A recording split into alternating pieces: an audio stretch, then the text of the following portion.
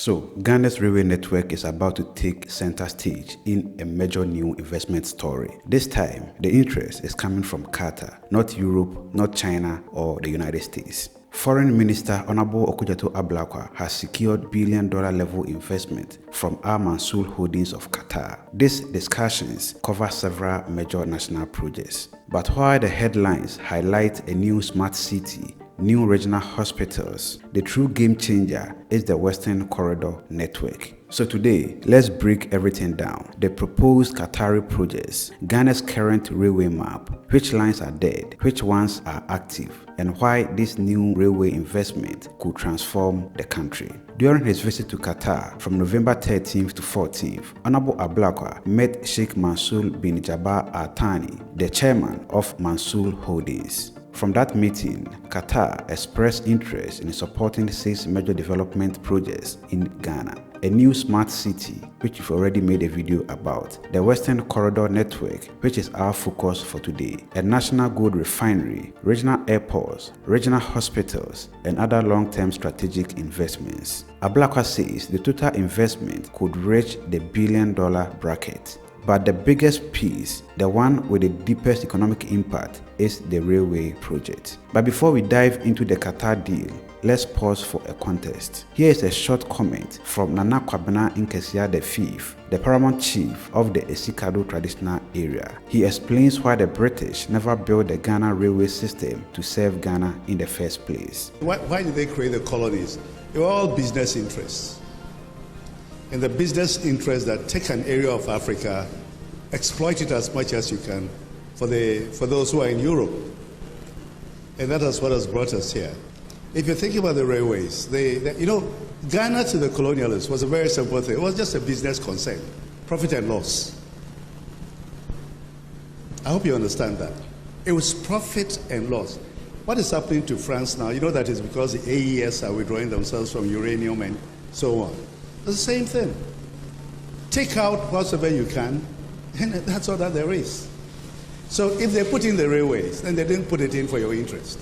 They put it in for their interest. So who are those who came to do the railways? They were businessmen. Where did they go to?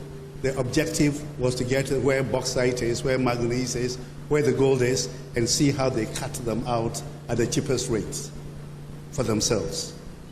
The railways was not built for Ghanaians. It wasn't built for Africans. I'm here mainly because the conversation is about the railways. Yeah. I wouldn't be here. But I still believe, as he was saying, that our only salvation as a country lies in the railways. However we develop it, we can. And then to point it out, some countries have developed railways without foreign investment. No foreigner is going to come and develop the railways for you. I've sat at a meeting where they were discussing a road construction. And I was sitting down feeling like laughing and crying. Why? Because that road that we were taking a loan to construct and pay, what's the name of that thing? Interest on the road, was going to an area and to be used to cut our resources out. So they were building it for Europe. But we take it that, we'll pass on it for the next 10 years, and so that is it. And we're going to pay interest on it. Why? Couldn't we have done the railroad to that section? Well, understanding that history helps us understand the railway map today, because Ghana's railway system is a mix of new lines, abandoned lines, and lines that exist only on paper. Right now, Ghana has only one major active passenger rail operation, and that is of course the Tema to Mpakadan line. It is part of the Ghana-Burkina Faso railway vision, built with support from India, used mostly for testing and limited service, and expected to connect a future cross-border line. There are also a few small fleet operations near the port and industrial zones, but Ghana does not yet have a true nationwide network.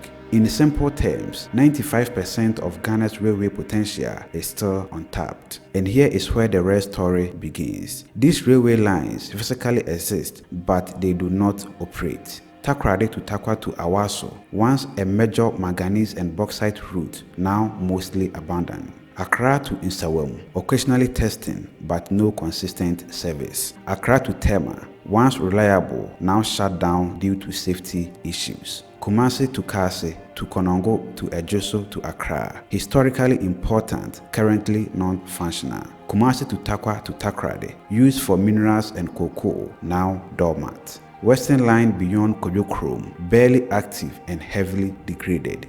So what we have is a railway map, but one that no longer works. And this is exactly why Qatar's interest matters. The Western Corridor Railway Network is the most strategic railway project in Ghana. Let's break down the reasons. 1. It connects Ghana's entire mineral belt: bauxite, gold, manganese, lithium, and major cocoa areas. 2. It links mines directly to the port of Takrade.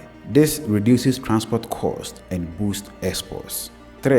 It passes through key industrial zones: Takwa, Pristia, Bogoso, Dunkwa, Awaso, and Nyinahini. 4. It enables the integrated bauxite to aluminium industry. You cannot build an aluminium industry without efficient rail. 5. It reduces dependence on long-distance trucking. This protects roads, lower costs, reduce accidents, and speed up production. 6. It positions Ghana for future regional rail connections, including Côte d'Ivoire, Burkina Faso, and the wider Sahel region.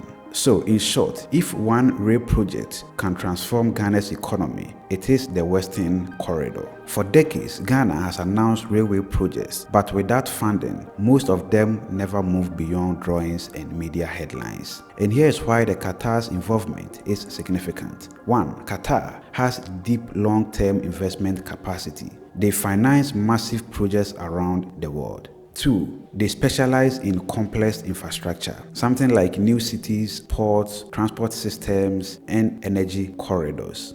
3. They prefer strategic partnership, not just loans, but equity, PPPs, and long-term commitments. 4. The Western Corridor fits their investment style because it is a resource-linked, high-impact, and offer long-term returns. 5. It positions Ghana as a West African industrial hub. Efficient rail means cheaper exports, more manufacturing, and more jobs. With this single corridor, Ghana could reduce transport costs, boost mining exports, support new industrial zones, create thousands of jobs, and strengthen regional logistics, all from one rail line. So yes, Qatar's interest is real, but we are still at an early stage. Until a formal agreement is signed, everything remains under negotiations. With that said, if Qatar truly invests in the Western Corridor Railway, Ghana will not only repair an old railway line, it could reshape the country's entire economic future. And that is all for today's episode. Please let us know your thoughts and suggestions on this in the comment section below. And thank you very much for watching. My name is Sheriff Haruna. This is AS1 Report. Have a joyful life and see you in the next one. Macrao.